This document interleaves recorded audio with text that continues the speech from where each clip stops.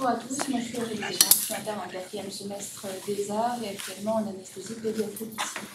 Raison pour laquelle j'ai choisi d'aborder un sujet de pédiatrie avec la question de l'abord veineux. Et en effet, c'est Bénédicte Chalin qui m'encadre pour ce stade. Alors pourquoi avoir choisi d'aborder ce sujet? Tout simplement parce que la perfusion c'est un geste technique qui est assez banalisé chez l'adulte et qu'en pédiatrie c'est une question à part entière, puisque on considère qu'il y a 31% d'échecs à la première tentative de ponction veineuse, et selon les cohortes, un taux d'abord veineux difficile qui va jusqu'à 50%.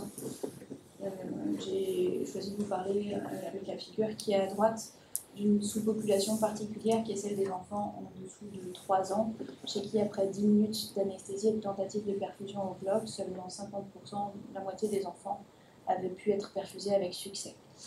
Et que même en anesthésie, donc dans de bonnes conditions, parce que chez un enfant endormi sous gaz halogénique ou un effet vasodilatateur, on retrouve 35% de succès de la première tentative de perfusion chez une population d'âge inférieur à 3 ans encore. Quand on parle d'anesthésie pédiatrique, on parle beaucoup d'induction inhalatoire, c'est-à-dire qu'on endort l'enfant par les gaz halogénés, souvent sans la sécurité d'un abord veineux déjà positionné, puisqu'on va, dans le cas particulier, notamment séquence rapide, induire au gaz, et puis une fois l'enfant suffisamment profondément endormi, utiliser l'effet vasodilatateur des halogénés pour lui poser la perfusion. C'est une période pendant laquelle il est à risque de bronchospasme, de laryngospasme, et qui est plus délicate pour l'anesthésiste, d'autant plus qu'il n'a pas la sécurité de l'abord veineux à ce moment-là. On va essayer de voir ensemble les critères qui peuvent être prédictifs d'une difficulté à la perfusion, et puis ensuite voir comment on peut s'orienter entre du dispositif et de sa taille, et aborder derrière les différents types de dispositifs qu'on peut utiliser, que ce soit une voie veineuse périphérique, centrale, et puis on dira un mot sur la voie ce qu'est l'intra-osseuse. Prédire un abord difficile, des fois c'est comme l'intubation, il y a des critères qui existent d'intubation difficile, c'est pas parce qu'on n'a aucun critère que la perfusion va être facile, mais s'ils sont présents, on va être d'autant plus vigilant. Ces critères-là, c'est ceux qui sont proposés par le score DIVA, qui dans 50% des cas, quand il est supérieur ou égal à 4, prédit 50% d'échecs de la première ponction veineuse. C'est un score qui s'échelonne sur 10 points avec 4 critères. Le premier, c'est d'avoir une veine qui soit visible après la mise en place du garrot. Le second, c'est que la veine soit palpable avec le garrot en place. Le troisième critère, c'est celui de l'âge, avec un âge inférieur à 1 an qui est prédictif de difficulté, et un âge supérieur à 3 ans qui sera coté 0 par ce score-là.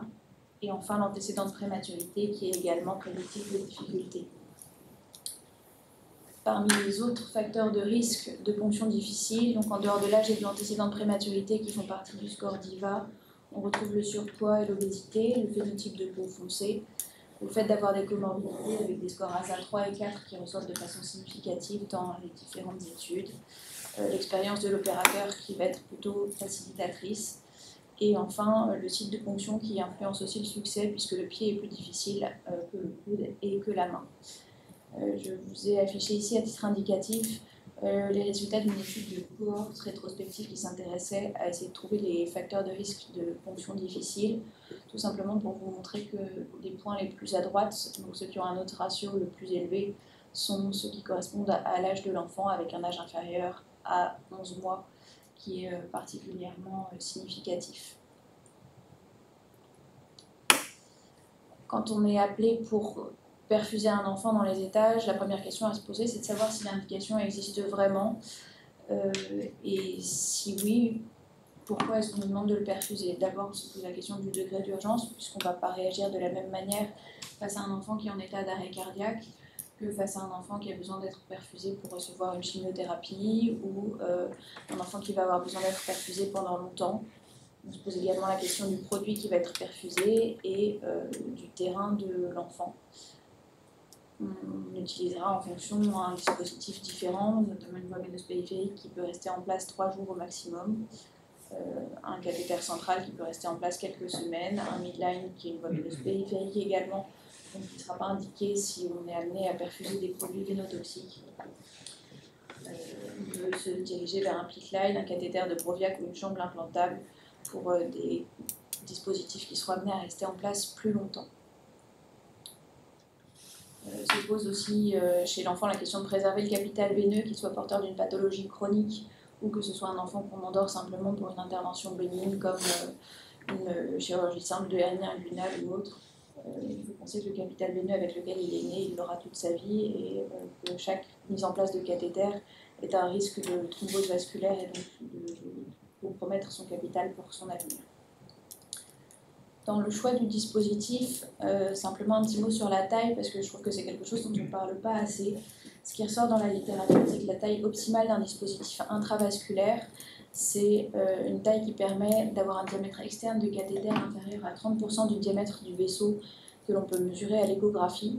Si on arrive à obtenir cette condition, on diminue le risque de thrombose et d'extravasation de produits.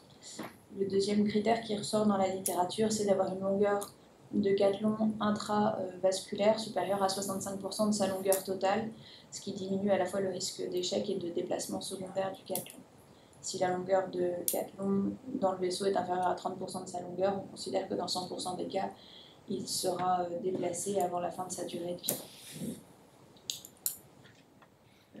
C'est des chiffres qui paraissent un peu abstraits, juste sortis comme ça. Je vous ai mis à titre indicatif le tableau qui résume les caractéristiques des petits cathlons de perfusion qu'on utilise tous les jours avec chacun leur petite couleur. Le vin gauche, c'est le rose qu'on a tous l'habitude de mettre chez l'adulte sur une chirurgie simple. Il fait entre 30 et 48 mm de longueur par exemple. Chez l'enfant, les petits cathlons qu'on va utiliser souvent, c'est des 22 ou des 24 gauges, dont la longueur maximale est déjà, vous voyez, bien inférieure à celle des cathlons qu'on utilise en anesthésie adulte. En général, quand on aborde un vaisseau, on pique avec un angle à 45 degrés en moyenne, ce qui veut dire que si on fait un repérage échographique et qu'on voit un vaisseau à 5 mm de profondeur, ce qui est déjà assez superficiel, et vous avez déjà tous perfusé des vaisseaux plus profonds que ça sous écho, la distance à laquelle on va réellement l'aborder est 1,4 fois celle qu'on aura vue à l'échographie en tenant compte de l'angle. Donc, pour un vaisseau à 5 mm de profondeur, on aura déjà 0,7 cm de cathéter en dehors du vaisseau, entre la peau et la paroi vasculaire. Donc pour que 65% du cathéter soit dans le vaisseau, il faut déjà avoir un dispositif qui fait 2 cm de long. Et ça, c'est pour un calcul qui est fait à 0,5 cm. Vous voyez bien que si vous prenez un vaisseau qui est vu à 1 cm sous la peau, il faudra choisir un cathlon déjà de 20 ou 18 gauges pour pouvoir rentrer dans les critères. On va parler des voies veineuses périphériques. Les voies veineuses périphériques, chez l'enfant, c'est pareil, c'est un petit peu particulier. Quand on est au bloc opératoire et que l'enfant est sous anesthésie générale, c'est des conditions de pose qui ressemblent à celles qu'on retrouve chez l'adulte. Chez un enfant qui est réveillé, il faudra faire attention à poser, si possible, 1 heure avant un patch d'EMLA pour assurer une anesthésie locale. Et puis penser à l'anxiolyse, qu'elle soit médicamenteuse par méopa ou par hypnose. S'aider aussi de toutes les aides extérieures qu'on peut avoir, les techniques de diversion, notamment que les parents peuvent mettre en place, et les techniques de réassurance. Pour la pose de la voie veineuse en elle-même, les consignes sont les mêmes que chez l'adulte: se laver les mains et porter des gants non stériles, utiliser une lumière indirecte, réchauffer le membre pour essayer de vasodilater les vaisseaux au maximum, mettre en place un garrot 10 à 15 cm au-dessus du point de ponction, positionner le membre en déclive de sorte à ce que la veine ponctionnée soit sous le milieu du cœur, et puis bien sûr assurer une antisepsie cutanée. Les sites de ponction chez l'enfant préférentiels sont les mêmes que chez l'adulte, à savoir le dos de la main en première intention si c'est possible, le dos du pied en deuxième. La face antérieure du poignet peut aussi être un recours assez facile. Chez les nourrissons, les veines du scalp sont assez facilement visibles et peuvent être une bonne option. On fera attention au sens de la perfusion puisque les veines de la partie antérieure du crâne se dirigent vers la face. Donc il faudra bien ponctionner le vaisseau du haut du crâne vers la face. Quand on n'y arrive pas, sans aide de dispositif, on peut s'aider de l'échographie. L'échographie a montré son succès dans la littérature pour réduire le nombre de ponctions avant succès de perfusion. Ça augmente le succès dès la première tentative. Ça augmente également le succès global de la perfusion et ça réduit de manière significative également le temps nécessaire pour perfuser. L'échographie, à quel moment est-ce qu'on peut y penser pour s'aider? Préférentiellement, l'échographie va pouvoir nous aider pour perfuser une veine saphène à la malléole médiale, une veine céphalique à l'avant-bras. Elle permet de visualiser des vaisseaux entre 3 mm de profondeur et 1,5 cm, donc d'avoir accès à des vaisseaux assez profonds. Et encore une fois, donc, à démontrer son efficacité sur les critères dont je vous ai parlé. Un autre type d'instrument dont on peut se servir, ce sont les dispositifs de lumière infrarouge type AcuVeine ou VenViewer, qui, eux, s'utilisent préférentiellement sur des veines superficielles, donc une localisation différente de l'échographie, comme le dos de la main, le dos du pied ou la face interne du poignet.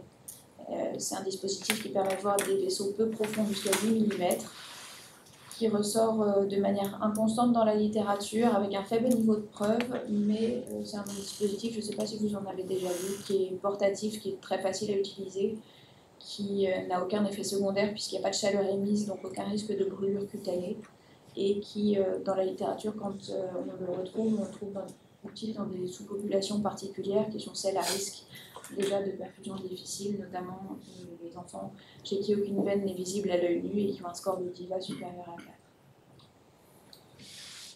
4. Un autre type d'abord veineux chez l'enfant, c'est la voie veineuse centrale, avec comme particularité une voie de première intention qui est la voie supraclaviculaire, qui a montré dans la littérature son intérêt avec plus de succès à la première ponction, moins de risque de pneumothorax et de ponction artérielle, et puis moins de thrombose et d'infection liées au cathéter. Donc c'est la voie qui est recommandée par la SRLF en première intention pour poser une voie centrale chez l'enfant. Quelle que soit la voie qu'on choisira pour poser une voie veineuse, il faudra le faire sous contrôle échographique. Et faire attention à la voie fémorale chez l'enfant qu'on retrouve en dernière intention, vraiment si on n'a pas d'autre accès veineux central, puisque c'est une veine qui a tendance à avoir un moins gros diamètre que les veines du cou dans la population pédiatrique, avec de ce fait-là plus de complications thrombotiques comme infectieuses. Un petit mot sur l'écho-repérage pour poser une voie supraclaviculaire. Donc, on utilise des dispositifs échographiques adaptés avec la taille de sonde en club de golf que l'on vient positionner dans le cou de l'enfant en plaçant un billot sous les épaules pour permettre une position d'hyperextension de la tête. Les voies veineuses en pédiatrie centrale se posent sous anesthésie générale de manière quasi exclusive. Et on suivra le long du cou de l'enfant les gros vaisseaux, la veine jugulaire et puis l'artère carotide, jusqu'à voir plonger la veine jugulaire et la diviser et l'avoir devenir le conduit brachiocéphalique que l'on fonctionnera avec l'angle incliné qui est un peu par la. En ce qui concerne la taille, il y a une formule de calcul général qui dit que si l'enfant fait moins d'1 mètre, on divisera sa taille en centimètres par 10 et on soustraira 1. Si l'enfant fait plus de 1 mètre, on soustraira 2 à la fin du calcul au lieu de 1. C'est des dispositifs qui ont des longueurs qui sont très différentes, avec toujours une importance de la position du cathéter et donc l'importance de s'adapter à la taille.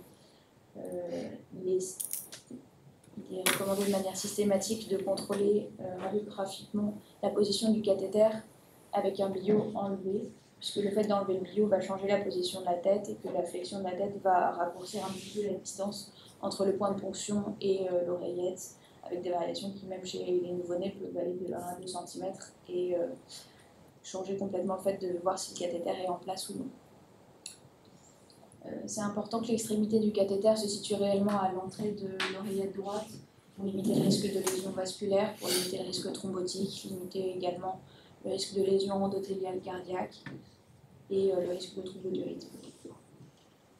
Un petit mot enfin sur la voie intra-osseuse, parce que c'est la voie de l'urgence absolue et que c'est une voie, je trouve, qui fait peur quand on n'en a jamais posé ou qu'on n'en a jamais vu. Savoir que c'est la perfusion de l'urgence chez l'enfant, qu'elle est recommandée après 1 minute d'échec de pose de voie veineuse périphérique en situation d'urgence vitale, qu'elle permet de passer absolument n'importe quelle soluté avec un haut débit de perfusion et une cinétique qui est comparable à celle d'une voie veineuse centrale.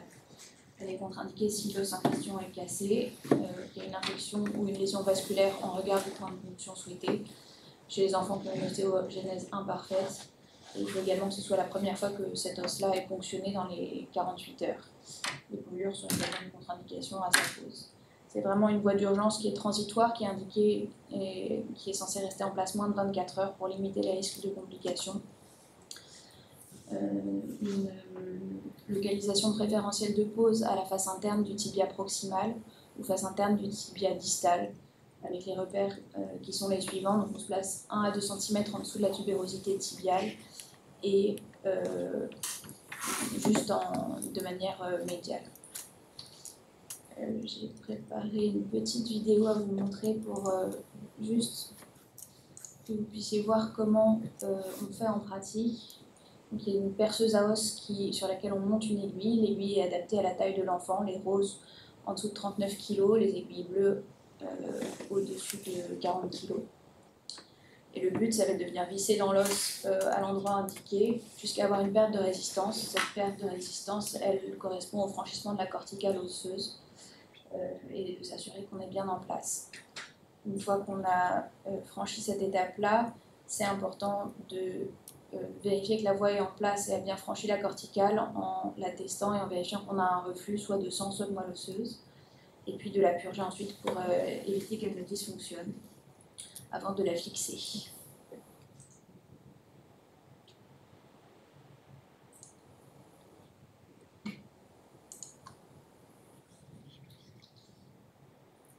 Et juste un dernier mot pour vous parler d'une situation d'urgence dans laquelle on est appelé dans les étages. On ne trouve pas de veine, on n'arrive pas à perfuser, on n'a pas le matériel pour poser d'intra-osseuse. Qu'est-ce qu'on fait? On appelle à l'aide, comme sur toute situation d'urgence, et puis on pense au fait que chez l'enfant, il est possible d'utiliser la voie intramusculaire dans certaines situations. Par exemple, en cas d'anaphylaxie, on peut utiliser de l'adrénaline par voie intramusculaire. Dans l'état de mal épileptique, le diazépam par voie intramusculaire est aussi efficace que par voie intraveineuse pour faire céder les convulsions. Et enfin, en cas d'extrême urgence en anesthésie, il est également possible de faire une induction séquence rapide par voie intramusculaire avec de la cellocurine et de la kétamine. Je vous ai affiché en dernier message de ce topo l'algorithme de prise en charge qui est proposé par la SPHAR devant un enfant qui nécessite une pose de voie veineuse. Voilà, évaluez d'abord par le score DIVA si vous avez affaire à un enfant qui va être plus ou moins facile à perfuser. S'il est facile, essayez 2 fois sur chaque membre, et puis en cas d'échec, faire appel à un opérateur expérimenté. De la même manière, on fera appel directement à un opérateur expérimenté en cas de score DIVA supérieur à 4. Bien évaluer le réseau veineux à l'aide d'un dispositif, que ce soit l'échographie ou le Vein Viewer, celui avec lequel vous serez à l'aise. Et en cas d'échec, si la situation n'est pas urgente, on peut se tourner vers une voie veineuse centrale. Si la situation est urgente, se tourner vers la voie intra-osseuse. Je voulais faire passer le message que la perfusion chez l'enfant et trouver un abord veineux, c'est pas si facile que ça. Il faut savoir appeler à l'aide au moindre problème et que si le risque de ponction difficile est identifié, il faut savoir envisager un dispositif de secours d'emblée, quel qu'il soit, et l'avoir à proximité immédiate quand on rentre en salle. Que la voie d'urgence absolue reste l'intra-osseuse et que quand vous passerez en pédiatrie, ce sera important de vous entraîner à perfuser. Voilà, je vous remercie.